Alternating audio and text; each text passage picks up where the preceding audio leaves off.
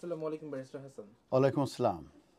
Marriage ভিসার ক্ষেত্রে বা স্পাউস ভিসার ক্ষেত্রে যে ফিনান্সিয়াল রিকোয়ারমেন্টটি আছে, লেবার গভর্নমেন্ট কি এটির কোনো পরিবর্তন করবেন কিনা?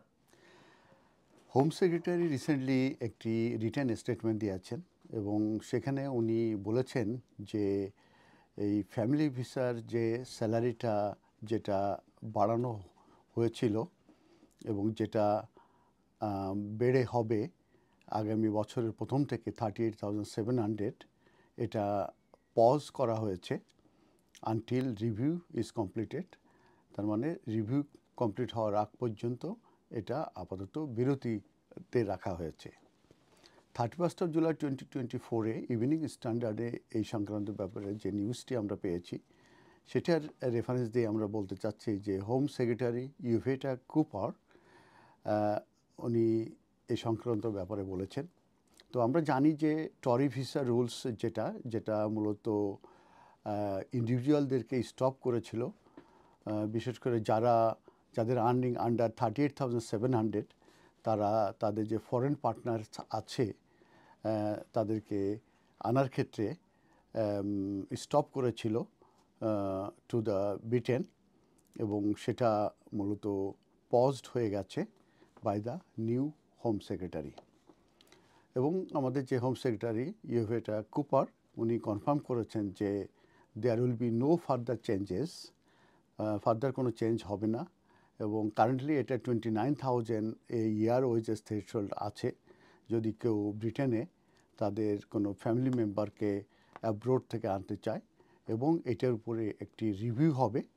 সেই review of the family visa policy এটা কমপ্লিট হওয়ার আগ পর্যন্ত এটার আর ফার্দার কোনো চেঞ্জ হবে না, কিন্তু 29,000 যেটা আছে সেটা কিন্তু কন্টিনিউ করবে।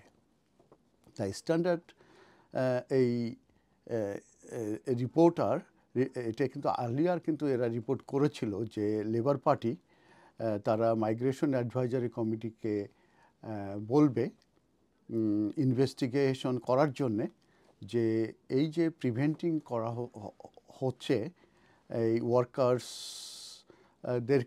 ওয়ার্কাররা যারা আছে তাদের যে ডিপেন্ডেন্ট আনতে পারবে না, এবং তাদের যে স্যালারি যে ইনক্রিজ হবে এটার উপরে কিন্তু একটা ইনভেস্টিগেশন করবে। এটা কিন্তু আগেই তারা বলেছিল ইলেকশনের আগেই, এবং এটার উপরে কিন্তু দি স্ট্যান্ডার্ড কিন্তু নিউজ করেছিল।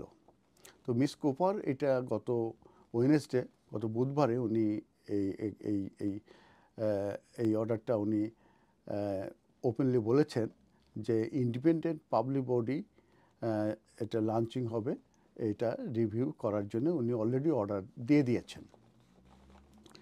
দ্য ফ্যামিলি ইমিগ্রেশন রুলস, এবং এটা including the minimum income requirements, এবং এটার প্রয়োজন রয়ে গেছে ব্যালেন্সে রেসপেক্ট ফর ফ্যামিলি লাইফ, এবং ইনশিওর করা উচিত the economic wellbeing of the UK is maintained, এবং এটা রিটেন স্টেটমেন্টে আমাদের হোম সেক্রেটারি বলেছেন।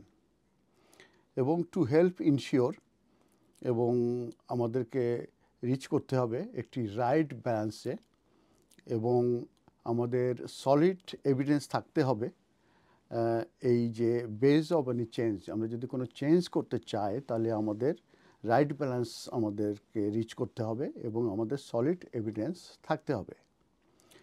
তো মিস কুপার উনি কনফার্ম করেছেন যে she will commission the Mac, উনি ম্যাককে কমিশন করবেন, এবং সেটার উদ্দেশ্য হচ্ছে to review the financial requirements in the family immigration rules. এবং এটা একটা জিনিস খেয়াল রাখবেন, এটা কিন্তু ফ্যামিলি ইমিগ্রেশন রুলসের যে ফিনান্সিয়াল রিকোয়ারমেন্ট সেটার উপরে কিন্তু রিভিউর কথা বলেছে, অন্য কোনো ব্যাপারে নয়, অতএব আপনারা এটা কনফিউজ হবেন না। দ্য মিনিমাম ইনকাম রিকোয়ারমেন্টস যেটা কারেন্টলি সেট 29,000, এটার উপরে আর কোনো ফার্দার চেঞ্জ হচ্ছে না আনটিল ম্যাক এটা রিভিউ কমপ্লিট করা পর্যন্ত। তো মিনিমাম ইনকাম এটা মূলত রেজ হয়েছিল 18,600 থেকে 29,000 পার ইয়ার বাই ঋষি সুনাকস গভর্নমেন্ট, এবং সেটার যে উদ্দেশ্য ছিল to help bring down the UK's record immigration number কমানোর জন্যই মূলত এই 18,600 থেকে 29,000 এই মিনিমাম ইনকাম রিকোয়ারমেন্টসটা ইনক্রিজ করা হয়। আর under old plans, the lower wages limit was set to increase 38,000 in 2025 এবং আগের যে প্ল্যান ছিল টরি গভর্নমেন্টের সময় তখন কিন্তু প্ল্যান করা হয়েছিল যে বিগিনিং অফ 2025-এ এই যে মিনিমাম ইনকাম রিকোয়ারমেন্টস এটা বেড়ে 38,700 হবে। সেটির ব্যাপারেই মূলত বর্তমান যে new home secretary miss Cooper উনি কনফার্ম করেছে এটার উপরে রিভিউ হবে এবং রিভিউটা করবে হচ্ছে মাইগ্রেশন অ্যাডভাইজারি কমিটি, যারা একটা ইন্ডিপেন্ডেন্ট বডি, যারা হোম অফিসকে হেল্প করে থাকে এই ধরনের রিপোর্ট তৈরিতে, এবং সেই রিপোর্টটা মূলত হোম সেক্রেটারি কিংবা গভর্নমেন্ট রিভিউ করে সেটা পুরো তারা নিতে পারে কিংবা পার্শালি নিতে পারে এবং পুরো নাও নিতে পারে, এটা তাদের উপরে নির্ভর করবে। কিন্তু তারা কিন্তু বেশিরভাগ ক্ষেত্রেই এই ম্যাকের যে রিপোর্ট হয়ে থাকে সেটা কিন্তু তারা নিয়ে থাকে। তো এই ক্ষেত্রে হোম সেক্রেটারি যেটা বলতে চাচ্ছেন যে এই যে মাইগ্রেশন, যে লিগ্যাল মাইগ্রেশন যে রিসেন্টলি যে অনেক বেড়ে গেছে, এটা মূলত failure over many years to tackle skills shortages and other problems in the UK labor market. এটা উনি বলতে চাচ্ছেন এবং মিস কুপার এটাও পয়েন্টেড আউট করতে চাচ্ছেন যে huge rise in non EU long term migration, যেটা from 277,000 in the year to December 2022 to 423,000 in the year to December 2023. আর নাম্বার অফ ওয়ার্ক ভিসা যেটা ইস্যু হয়েছে in the 12 months to March 2024 to was 605,264,000.